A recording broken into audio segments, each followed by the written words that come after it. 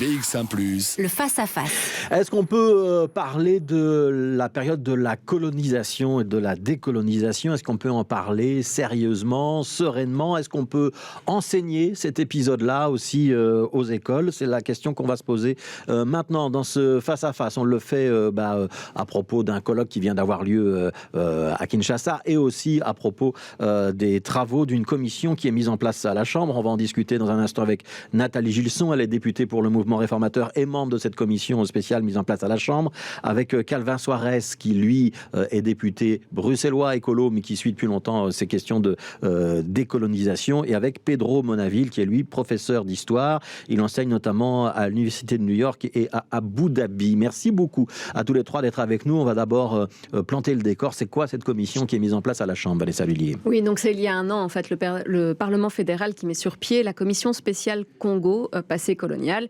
Le but est de tirer les leçons du passé colonial au Congo, mais aussi au Rwanda et au Burundi. Il fallait surtout avoir une base commune pour voir comment concilier vérité et réconciliation. Un groupe d'experts a déjà été nommé et on peut dire que ce fut assez complexe. La première liste avait suscité le courroux des associations de la diaspora congolaise. La présence du directeur du musée de Tervuren n'était à l'époque pas la bienvenue. Et puis la commission manquait aussi d'une représentation en fonction du genre. Alors finalement, les remarques ont été prises en compte, mais cela montre aussi à quel point ce travail est délicat et nécessaire. Voilà, donc début de cette commission dans un climat relativement tendu. Nathalie Gilson, est-ce que la commission avance? Il y a un rapport qui vous a été, un premier rapport qui vous a été remis. Ça veut dire que ce sont maintenant les parlementaires qui vont se saisir des dossiers et entrer dans l'arène. C'est quoi l'objectif pour vous dans cette commission? Alors, l'objectif, c'est d'abord de prendre connaissance de manière approfondie de ce rapport qui fait plus de 600 pages que nous avons reçu il y a à peu près 8 jours maintenant. Il y aura une présentation officielle le 22 novembre et de lancer certainement des consultations de manière assez large pour se pencher sur ce passé colonial et sur les mesures qui peuvent être prises pour lutter encore mieux contre le racisme dans notre société, qui est vraiment une priorité. Maintenant, dans ce rapport, nous aurions souhaité au départ, le MR, qu'il y ait une commission d'historiens avec des historiens belges, des historiens des pays concernés comme la RDC, le Rwanda, le Burundi qui participent à ce rapport. Nous avons plutôt ici un rapport avec une partie des contributions qui sont faites par des historiens et des académiques et une autre partie du rapport qui est faite par une parole portée par des membres de la diaspora et d'associations. Ce qui est particulier, c'est que certaines contributions au rapport sont signées par en moyenne 1, 2, pas plus que 3 membres de la commission. Donc, il n'y a pas un rapport global dont la paternité ou maternité est assumée, mais on a des contributions qui sont portées parfois même par une seule personne. Donc, ce sont des voix qui sont apportées, qui vont nous enrichir, mais il faudra certainement apporter d'autres voix. Et finalement, notre travail ne fait que commencer, il est colossal et il devra se faire dans un esprit d'ouverture et de participation. Ouais. Alors on comprend bien l'enjeu, c'est d'essayer quand même de rétablir un petit peu la vérité et d'avoir un peu une vérité scientifique. Alors on va mettre beaucoup de guillemets, on va donner la parole à Pedro Monaville dans un instant pour voir ce qu'il entend par ça, mais le fait qu'il y ait autant d'opinions, et vous le soulignez vous-même, qui s'expriment de manière individuelle et qu'on ait déjà du mal à faire un consensus, ça veut dire que c'est mal embarqué et qu'on va s'affronter autour du Congo? Je l'espère. J'espère que non. Et je crois que le thème de votre émission est vraiment pertinent et adéquat.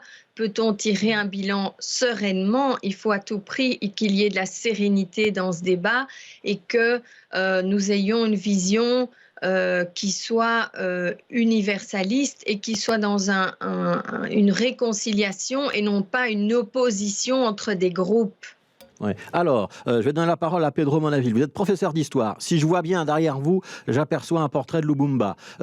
Donc, vous avez aussi écrit beaucoup sur le Congo et sur le rapport de la Belgique au Congo. C'est pour ça qu'on vous propose de participer à cette émission. Est-ce qu'en Belgique, on peut dire qu'on a toujours une vision un petit peu paternaliste de cet épisode ? Je pense qu'on entend parfois des discours qui rappellent le paternalisme. Je ne sais pas si on peut généraliser ce point de vue. Moi, je trouve que la commission, c'est vraiment un développement positif. Je n'ai pas eu le temps encore de lire aussi le rapport en détail des experts, mais ce que j'ai lu, je trouvais un travail assez intéressant et notamment dans les propositions qui sont présentées dans le rapport, des choses assez intéressantes et qui, je pense, peuvent faire bouger les choses. Donc, il y a une opportunité, je crois, pour cette commission, pour le Parlement, d'avancer et en fait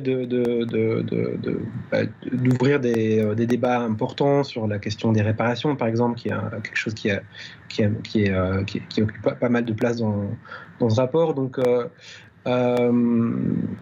voilà, le paternalisme, bien sûr, il est toujours là, mais je crois qu'il semble qu'il y ait une volonté de bouger sur ces questions-là et peut-être aussi de reconnaître en fait des aspects douloureux du passé qui doivent être reconnus et qui doivent être enseignés. Ouais. Pedro Monaville, comment est-ce que vous expliquez que faire le point sur cette histoire qui n'est pas d'avant-hier quand même, ça date d'il y a maintenant quelques dizaines d'années, la colonisation, ce soit si compliqué? Comment est-ce que vous expliquez que très souvent, c'est quand même la littérature anglo-saxonne, donc des chercheurs qui ne sont pas des chercheurs belges, qui obligent un petit peu la Belgique à se regarder différemment?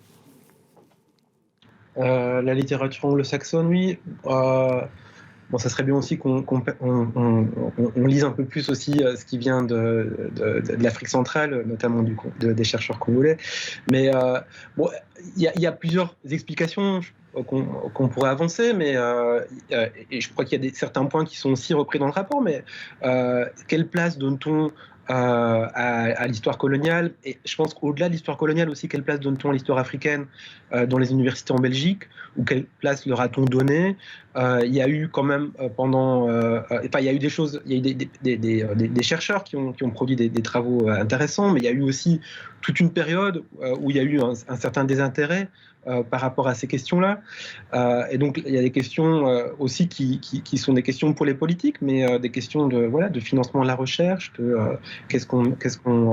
et aussi la question des programmes scolaires. Alors on va y revenir, probablement, sur les programmes scolaires. Je voudrais donner la parole pour terminer ce premier tour de table à Calvin Soares, député bruxellois. Je rappelle que vous n'êtes pas d'origine congolaise, mais togolaise, pour que le débat soit bien posé. Vous attendez quoi? Vous avez été très militant sur les questions de décolonisation, Calvin Soares. Vous attendez quoi des travaux de la Chambre? Vous siégez dans un autre Parlement, vous regardez ça avec attention? Et je rappelle que je siège aussi au Parlement de la Fédération Wallonie-Bruxelles où on parle d'enseignement. Et donc, cette question, on l'abordera lors de la prochaine séance de commission. Et j'aurai à poser des questions à Caroline Désir sur son voyage au Congo, notamment. Mais qu'est-ce qu'on attend? Il faut rappeler, moi, ce que j'attends, c'est que si on prend des recommandations, qu'on les applique. Pourquoi? Parce qu'en réalité, on parlait, vous demandiez s'il y avait un paternalisme. Mais en réalité, c'est parce que la Belgique, notre pays, n'a pas su vite assumer cette histoire coloniale et faire un travail structurel. Et donc, je suis content qu'il y ait pour la première fois une commission qui travaille sur l'ensemble de l'histoire coloniale. Pourquoi? Parce que, rappelons qu'en 2014 et en 2017, les écologistes à la Chambre avaient déjà demandé une telle commission. On le leur a refusé.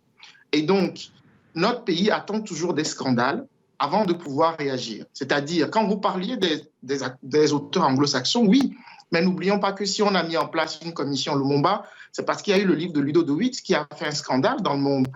S'il y a eu la résolution sur les métis, les métis en général, c'est parce qu'il y a eu le livre d'un Belge d'origine congolaise, Assoumani Boudagua. Et enfin, s'il y a eu cette commission spéciale, c'est parce qu'il y a une lutte qui a abouti à Black Lives Matter. Donc, nous devons passer de la réaction à l'anticipation. Et l'anticipation, c'est appliquer les recommandations de la résolution des Métis, par exemple, qui a entraîné le fait que cette non-application a entraîné le fait qu'il y ait une plainte contre l'État belge pour crime contre l'humanité. Et donc, il ne faudrait pas qu'on puisse prendre des recommandations et ne pas les appliquer. Donc, ce travail est conséquent. Il est conséquent. Il faudra absolument que ce rapport ne prenne pas la poussière sur une étagère. Ouais. Nathalie Gilson, c'est quoi l'intention de la commission à laquelle vous participez à la Chambre? Il y aura effectivement des conclusions, des recommandations, des pistes d'action qui seront votées par les parlementaires?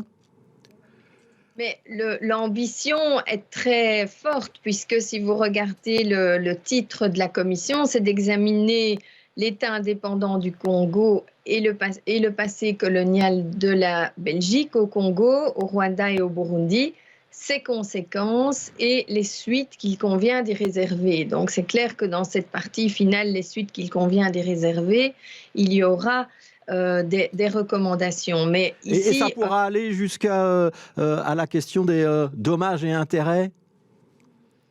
C'est sans doute une question qui sera abordée. D'ores et déjà, évidemment, ce sont des questions très compliquées puisque pour des dommages, il faut se reporter sans doute à l'époque où les faits ont été commis. Il faut évaluer l'étendue de dommages, il faut évaluer le lien causal. Dans le rapport, il y a une série de lignes, de guidelines, on va dire, sur les manières dont d'autres États ont examiné ces questions-là. Mais je ne peux pas dire maintenant oui, il y aura une indemnisation ou pas. Et d'un autre côté, il y a un problème qui se pose, c'est celui du fait que toute indemnisation serait supportée par le budget de la Belgique. Et en Belgique, on le voit, il y a des personnes belges qui sont d'origine des pays colonisés. Et donc, ça veut dire que quelque part dans leurs impôts, elles vont supporter tout coût d'une indemnisation. Donc, il y a des complications là, au-delà de toutes les questions juridiques, mais c'est déjà aller trop loin. Ici, dans les recommandations qui sont d'ores et déjà effleurées par certains auteurs de certaines parties du rapport, il y en a certaines qui me semblent impraticables, comme par exemple de donner l'accès au territoire aux personnes congolaises. Il y a sans doute une incompatibilité avec le droit européen où la Belgique est obligée de respecter certaines choses. La proposition de recruter des candidats sans CV, ça aussi, nous sommes quand même, même si nous voulons au MR lutter contre le racisme et nous réfléchissons beaucoup aux candidatures anonymes, mais de là à recruter des gens sans CV, ça veut dire ne même pas se pencher sur leurs aptitudes et compétences professionnelles. Donc tout ne sera pas retenu dans le rapport ou dans les différents chapitres de ce rapport. On en parle beaucoup de ce rapport. On va faire un petit peu un résumé de ce qu'il y a dedans, puisqu'on en connaît un depuis une semaine maintenant, un petit peu le contenu. Vanessa Lhuillier. Oui, donc les experts ont mis 9 mois en fait pour rendre leur rapport de 600 pages. Ils détruisent donc plusieurs mythes fondateurs de l'entreprise coloniale, qu'il s'agisse de la mission civilisatrice, des progrès apportés en matière de santé, d'éducation, de production agricole ou d'ordre public. Alors, ils réduisent les 80 ans de présence belge en Afrique à une cruelle histoire en fait d'extraction des ressources, de soumission des populations par la contrainte des lois et surtout par la force des armes. Pour les experts, c'est bien le Congo qui s'est construit lui-même grâce au travail forcé. Alors, à l'époque de la conquête, les Belges avaient un sentiment de supériorité. Il fallait donc élever les autres et ils pouvaient les exploiter et prendre leurs ressources. Par contre, le rapport est assez lacunaire sur le Rwanda et le Burundi, faute d'experts et de documents. Alors, Pedro Manaville, là, les propos qu'on vient de citer dans la bouche de Vanessa Lhuillier, c'est des propos qui sont extrêmement forts et qui sont clairement une condamnation de la colonisation. Est-ce qu'on peut avoir maintenant, du point de vue des historiens, une vision très claire des termes qu'on peut employer sur ce qui s'est passé au Congo, mais peut-être aussi au Rwanda et au Burundi, et d'une manière générale dans la colonisation de l'Afrique? Est-ce qu'on a le recul nécessaire maintenant? Est-ce qu'on peut tourner la page de Tintin au Congo et de la belle histoire qui nous était racontée à l'époque? J'espère qu'on peut le faire. Oui, il y a toute une série de travaux qui ont été publiés dans les années récentes et parfois avant. On a toute une série de connaissances sur de nombreux aspects du passé colonial et je crois que beaucoup de ces travaux se trouvent cités dans le rapport. Donc il y a bien sûr le besoin que ces travaux soient aussi connus au-delà du cercle des spécialistes. Et moi, je suis tout à fait en phase avec le point dans le rapport qui est de refuser la question du bilan, en fait, un peu une espèce d'approche comptable du passé colonial, où on ferait d'un côté la liste des points positifs et de l'autre la liste des points négatifs. Je pense que là, on est au-delà de ça. Disons que la tonalité du rapport, moi, je pense qu'elle reflète aussi effectivement l'état de la question dans la recherche sur cette période. Ouais, ça ressemble plus à du pillage qu'à une œuvre civilisatrice, quand même, l'état de la question. Calvin Soares, est-ce que vous êtes d'accord avec l'idée qu'il faudra des réparations? Et est-ce que vous êtes d'accord avec Nathalie Gilson quand elle dit c'est un problème compliqué et on va se retrouver confronté à une série d'obstacles pratiques et juridiques? Écoutez, quand on a effectivement occupé des territoires pendant aussi longtemps, qu'on a installé une propagande coloniale qui a infusé non seulement au niveau des colonisés, mais aussi dans le pays qui était la métropole, c'est normal que lorsqu'on travaille sur cette question, qu'on a négligé pendant très longtemps, pour lequel on a été glorificateur, et puis ensuite on est passé à une espèce de gêne et de honte, c'est normal que ce soit compliqué. Mais il y a des choses simples en termes de réparation. Je vais prendre des exemples concrets pour que les gens puissent comprendre. Quand on parle des métis, c'est des enfants qu'on a enlevés auprès de leur mère, qui ont aujourd'hui 60-70 ans, qui vivent en Belgique, qui n'ont plus jamais revu leur mère. C'est un scandale. Et en fait, parmi ces personnes, on a des gens qui n'ont même pas la nationalité belge, alors qu'on les a amenés ici de manière forcée. Les recommandations de la résolution sur les métis demandent qu'on octroie à ces personnes la nationalité belge. C'est une forme de réparation. La question de la restitution des objets pillés, par exemple, qui se retrouvent dans nos musées, c'est une forme de réparation. Donc, avant de commencer à parler de grosso, pourquoi est-ce qu'on ne commence pas déjà à travailler sur des questions qui sont aussi simples avant de commencer à entrer dans un bilan financier? Ouais. Voilà, il y a des choses qu'on peut faire tout de suite. Nathalie Gilson, est-ce que vous pouvez répondre à Calvin Soares sur ce point-là? Puis après, je voudrais qu'on dise quand même un mot de la manière dont on enseigne ou on n'enseigne pas cette colonisation dans les livres d'histoire. D'abord, quand Calvin Soares dit on peut faire des choses relativement simples, par exemple accorder la nationalité belge aux métis, vous pouvez le suivre ou pas? Mais donc, bien sûr, il y a des choses qui peuvent être faites et qui ont d'ailleurs été faites. C'est le Premier ministre Guy Verhofstadt, quand Louis Michel était ministre des Affaires étrangères, qui a lancé la commission Lumumba et qui a abouti quand même à une certaine reconnaissance de la responsabilité de la Belgique. C'est Charles Michel, qui était Premier ministre, qui a présenté des excuses à la Chambre pour le rôle que la Belgique a eu dans cette question des métis. Et notre ministre des Affaires étrangères actuelle, Sophie Wilmès, est très, très attentive à cette question. Donc c'est clair que de manière générale, il y a eu énormément d'erreurs qui ont été commises et ce qu'il faut pas oublier, c'est que ce n'est qu'en 1960 que l'Assemblée des Nations Unies a demandé à tous les États de mettre fin au colonialisme et de cesser le colonialisme sous toutes ses formes. Auparavant, c'était un phénomène qu'on observait dans l'Europe entière. Donc, il faut simplement se dire qu'il y a eu un contexte historique. Et le MR, il faut savoir que les libéraux étaient loin d'être ceux qui étaient au pouvoir en Belgique pendant toute l'époque coloniale, que ce soit celle de l'État indépendant du Congo ou de l'époque coloniale. Donc, nous n'avons aucun problème à examiner ce passé, à trouver ce qui peut être fait pour apaiser la société et pour reconnaître des erreurs qui ont été commises. Je vois Calvin. Des groupes les uns contre les autres, parce que ça aboutira à de la division, à des rancœurs. Je vois Calvin Soares bouillir. Est-ce que vous pouvez souscrire au propos de Nathalie Gilson, ou est-ce que quand elle parle de dresser les uns contre les autres, vous vous sentez parfois un peu visé? Non, pas du tout. Moi, je ne me sens pas visé du tout. Moi, je rappelle que lorsqu'on parlait de contextualisation de l'histoire à l'époque, on nous traitait d'extrémistes. Aujourd'hui, tout le monde parle de contextualisation. Donc, je ne me sens pas visé.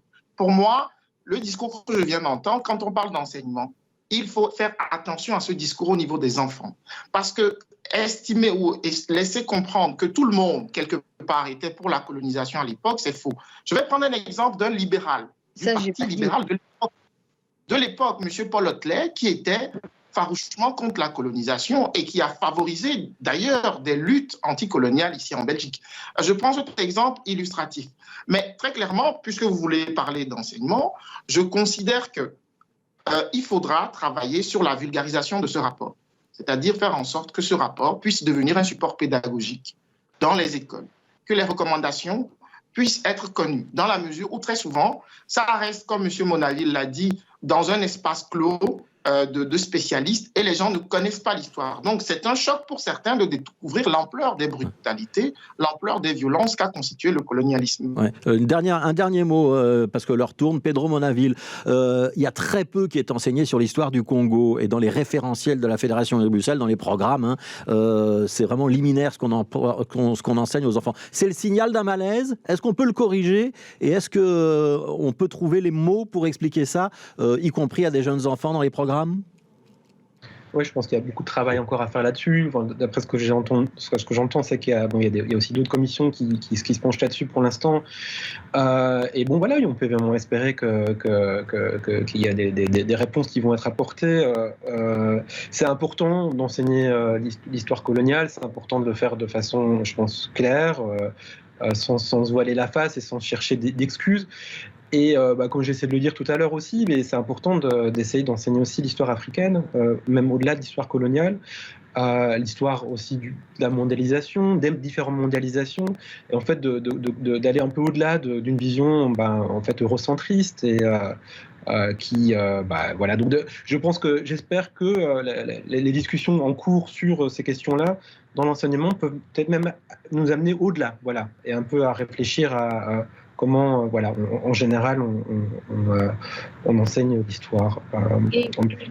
Pour compléter ceci, justement, ce qui est très important, c'est l'enseignement. Et je pense que le colloque qui a eu lieu à Kinshasa est important parce qu'il a réuni tant des académiques congolais et du Rwanda et du Burundi et des académiques belges et qu'il y aura un partenariat qui se fera. Mais c'est aussi important justement de regarder son histoire et de l'expliquer. Et c'est pour ça que le MR, concernant par exemple les statuts, nous demandons des plaques explicatives, nous demandons que des académiques nous aident à expliquer ces statuts, mais nous sommes absolument défavorables au déboulonnage des statuts. Et donc ça, c'est un autre débat qui va nous emmener encore plus loin, qu'on a déjà eu, qu'on aura... Je vois que... Allez, un dernier mot. Calvin Soares, vous avez sorti un bouquin. Qu'est-ce que vous voulez nous dire?